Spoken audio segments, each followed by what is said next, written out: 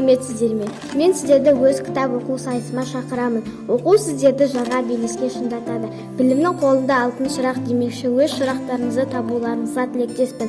Мен де сіздер секілді өз бағымды сынап шырағымды жағуға келдім. Мен Түркістан облысы Түлкібас ауданы Керейт ауылы Оғызбайұлы атындағы жалпы орта мектептің 6-шы сынып оқушысы Адырбек Назиғат боламын. Мен бүгін сіздерге өзімнің Абайдың 7-ші қара сөзі туралы өзімнің түсінігімді айтамын. Мен баланың жан құмарлығы мен тән құмарын ажырата білу керек екен. Ол адамның бойындағы мәңгі қалатын рух пен қасиеті болғандықтан дұрыс жолды таңдауына тілектеспін. Қазақтың ұлы ақыны Абай атамыз. Абай атамыз өзі қартайған шағындағы өзінің өмірлік тәжірибесімен жазған қара сөздерін оқыдым.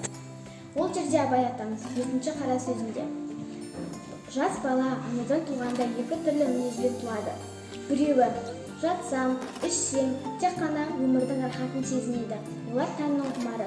Ал біреуі көрсем, жүрсем, барсам екен, ол не, бұл не деп ізденіп, ғылымға дейін өзінің жасынан артық жетуге армандайды. Ол жанның құмары. Барлық бала туылған кезінен бастап өзінің қандай екенін білуге болады. Біздің қазіргі тұрмыс хайуаннан кең емес деп айтқан Абай атамыз. Қазіргі таңда біз тек тәннің құмарымен өмір сүреміз, жатамыз, жүреміз, ішеміз. Бірақ бізде өзіміз жанның құмарын біле білуіміз керек. Кезінде Құдай хайуанмен адам хайуаннан 1000 есе артық. Олардың миы бізден көп жұмыс істейтінін білген. Сол үшін бізге тәннің құмары мен жанның құмарын екі түрлі мінезбен береді. Біз ол мінезімізді осы күнге дейін сақтап, қазіргі таңдағы өмірімізде қолданып, білсек екен, көрсек екен деп жүрген балаларды көрдім. Абай атамыз өзі қартайған шағындағы балалардан көрген мінезі ол тәннің құмарына жатады. Барлық бала тек жұмыс істеуді емес, өзі жүрсем екен, ішсем екен, барсам деп жүреді. Біздің хайуаннан еш жеріміз кем емес. Біз де сол сияқты жатамыз, тұрамыз.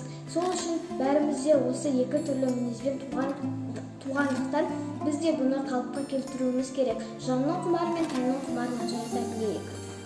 Артық ғылым кітапта, үйренбей оқып көрінбе. Абай атамыз айтқандай кітап оқыңыздар. Сіздерді де кітап оқуға шақырамын.